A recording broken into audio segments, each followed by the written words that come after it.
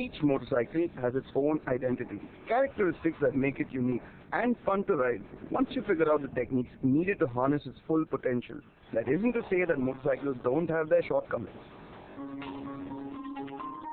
When the Dominar 400 was recently launched by Bajaj, it created waves of excitement and anticipation. We've decided to pit it against a motorcycle that created similar levels of hype when it launched, the Royal Enfield Himalayan. This is going to be a showdown of design, versatility and value.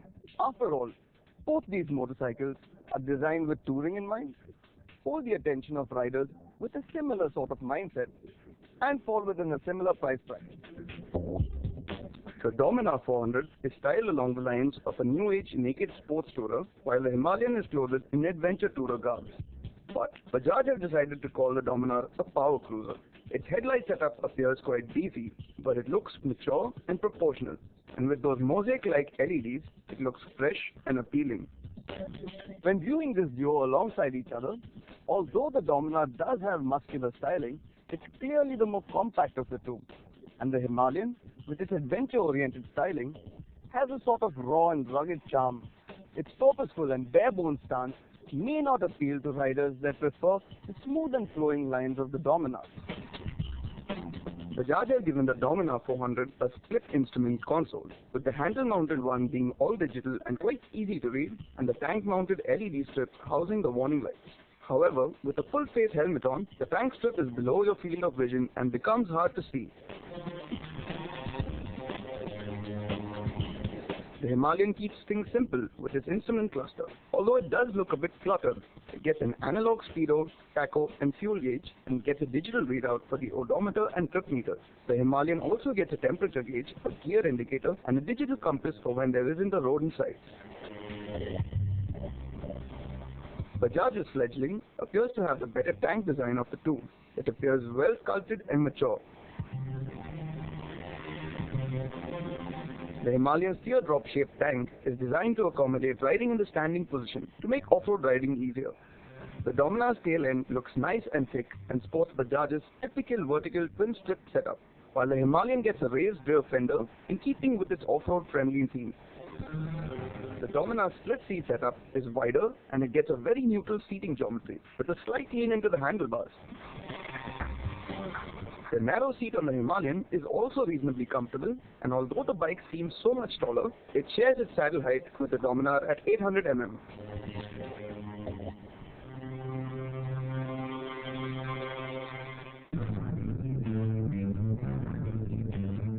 We already know that the Dominar's engine is a single overhead camshaft derivative of the 373cc KTM Duke and RC390 engine.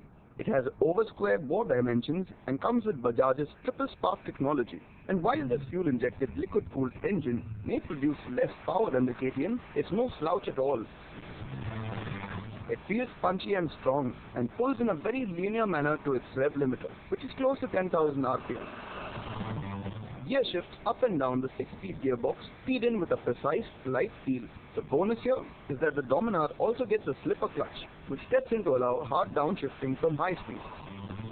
The gear ratios feel just right and are perfectly matched to the engine's long legs. In fact, overall, the Dominar encourages you to ride it hard, and this is where it feels quite in its element.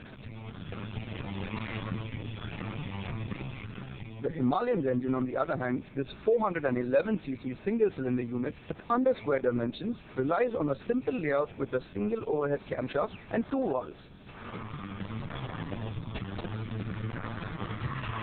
It is fed via a carburetor with a throttle position sensor and produces 24.5 horsepower that is driven towards the rear wheel through a 5-speed gearbox.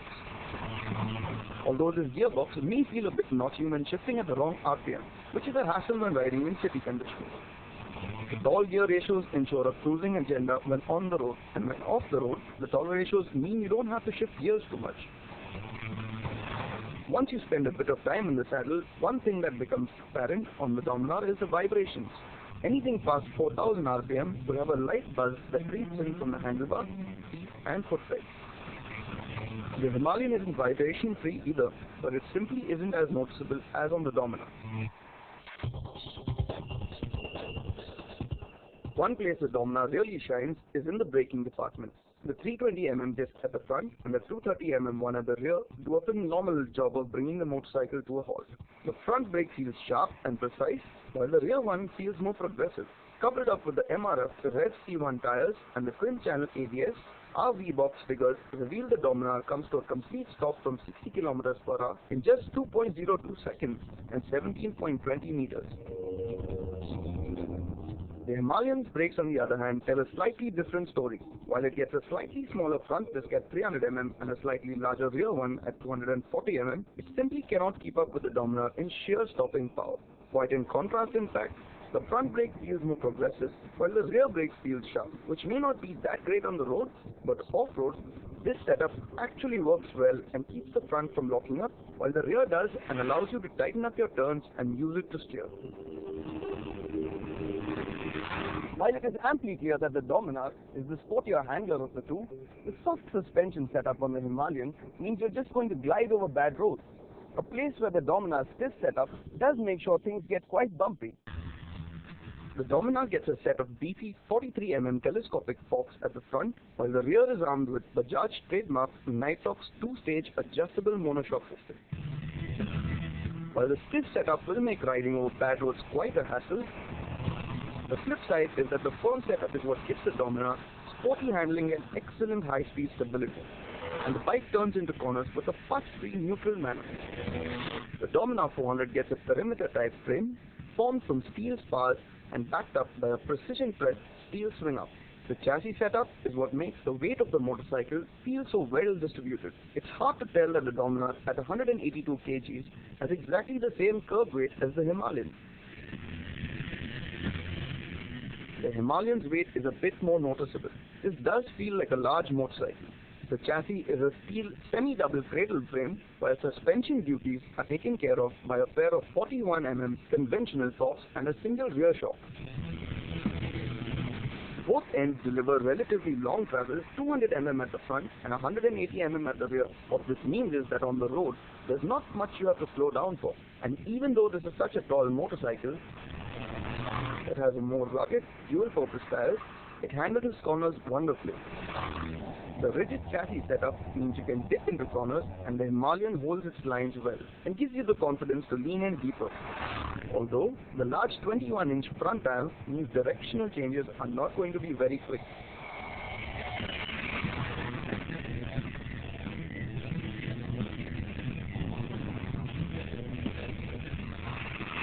Off-road is where the Himalayan really comes into its element.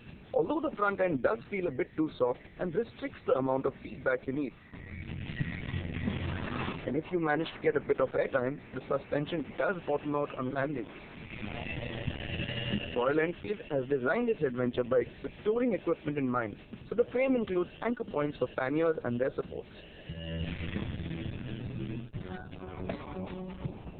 Although these motorcycles have been designed with touring in mind, they both have vastly different strengths and weaknesses. While the Himalayan may appeal to more adventurous, seasoned, and mechanically sound riders, the Dominar 400 is simply the more well-rounded, modern-day package. This is a motorcycle you can swing your leg over, ride hard all day, and not worry too much about mechanical issues. Aside from it having a bit of a jarring ride, it offers more modern features that make it a safer motorcycle. And let's not forget that resounding price tag. And if you consider the non-ABS base variant of the Dominar, it costs about 20,000 rupees less than the Himalayan. So at the end of the day, Bajaj have made a great motorcycle for a phenomenal price tag.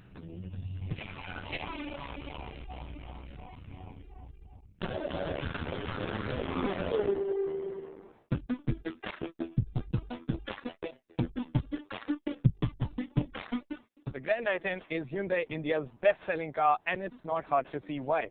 This is a wholesome package that offers you lots in terms of space, comfort, features, and ease of use. Now, Hyundai has given it a midlife makeover and has brought with it a few cosmetic updates, a few more features, and also some mechanical upgrades. The petrol engine has been tweaked for improved fuel economy, and the diesel engine has been enhanced altogether. We've got the diesel Grand i10 with us. Let's see what's new. First things first, the model range now comprises 5 variants. Era, Magna, Sports, Sports O, and Asta, while the base Era petrol variant is almost 40,000 rupees cheaper at 4.58 lakh rupees ex-showroom Delhi. The top Asta variants are around 30,000 rupees more expensive than the outgoing car. The petrol Grand i10 is also available with an automatic gearbox, but as has become the norm, it's not available in top spec form. This car is the top spec diesel, and as you can tell, the changes to the Grand i10's exteriors are subtle yet effective. The car gets a redesigned grille, and Hyundai says the reshaped air dam has helped aerodynamics too. Also new are L-shaped fog lamp housings that are home to the new daytime running lights. The design of the 14-inch alloys is new too, and the revised rear bumper helps identify this as the facelifted Grand i10. It remains a smart looker. There are a few crucial updates on the inside as well. The Grand i10 already had a very nice interior to begin with, and Hyundai has made the right changes to up the ambience further. The changes are focused on the center console, so now there's this new touchscreen infotainment system, and the good thing is that it gets both Android Auto and Apple CarPlay, and there's mirror link too. The top spec Grand i10s also get a reverse camera as well as automatic climate control. Lower spec cars, however, use a simpler 5-inch touchscreen unit. Also, dual airbags and ABS are only offered on the top spec Grand i10. The second from top sports trim does get dual airbags, but the other trim levels only get a driver's side airbag. Hyundai should have been more generous with safety kit across the range. Elsewhere, the Grand i10 does retain its strong points. One of the highlights of the Grand i10 remains the space in the back seat. The front seat is set to my position, and I'm just under 6 feet tall. As you can tell, I still have plenty of knee room in the back, and what adds to the sense of space are the large windows. The only thing is that the cabin isn't very wide, so seating 3 abreast in the back might be a problem. Over to the mechanical changes on this update. As mentioned, the petrol engine has been made more fuel efficient, while the diesel engine has been enlarged altogether. The 3-cylinder engine's capacity is up from 1120cc to 1186cc, and peak power sees a 4 horsepower increase to 75 horsepower. There's a significant bump up in torque figures too, from 160 Newton meters to 190 Newton meters. How much of a difference do the enhancements and the added power make? So, when you start up the Grand i10 diesel, the first impression isn't all that positive because there are a few vibrations on the steering wheel and on the gear lever, and even when you start off, it does feel a bit crude. But once you do get moving and settle down, the noise, vibration, everything sort of calms down, and it does actually get quite smooth. If you push the engine, it sounds thrumming, but again, it's not as loud as you'd expect a small 3-cylinder diesel to sound.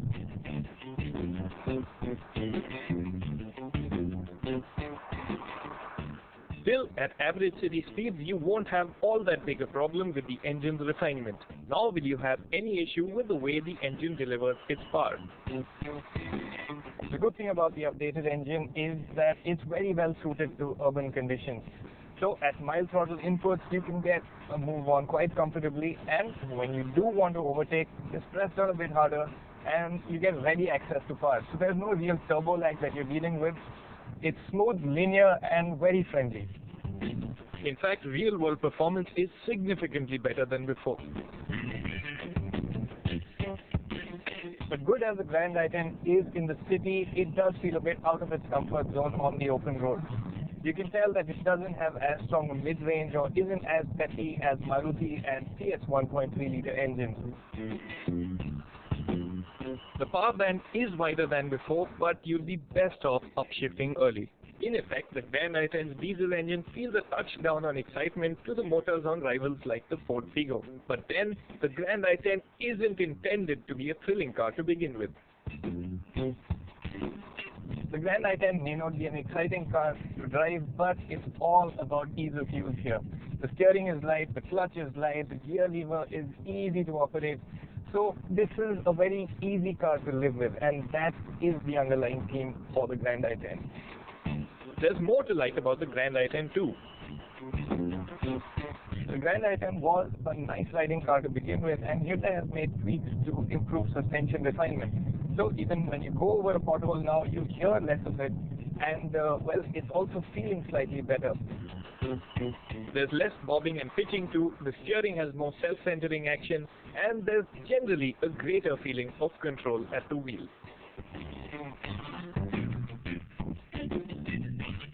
With the facelift and updates to the diesel engine, Hyundai has taken a good product and made it better still. The Grand i10 feels fresh, is beautifully put together, and with the added power, the diesel engine has got a little bit more zing too.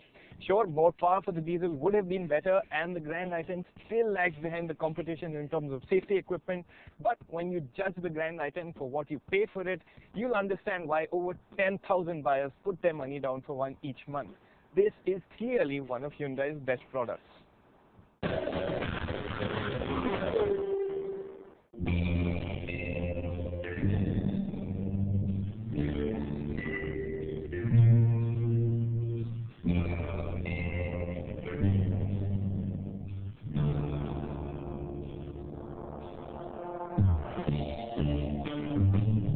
If you are a vintage and classic car enthusiast, this is where you have to be in 2017. This is the Panorama ground in Hyderabad, and we're at Cartier's 5th Travel with Style Concours. This year, we have an absolutely amazing set of cars. Of course, we have the regular Rolls-Royce classes. We have the preservation class where the unrestored cars are shown in their natural glory. We have the Indian class where Indian-made cars are demonstrated. But this year we also have an amazing new class called the aerodynamic class, where the cars designed in the 30s and the late 40s used aerodynamic efficiency rather than pure style to decide how the body would be built. Absolutely fascinating. Let's take a closer look.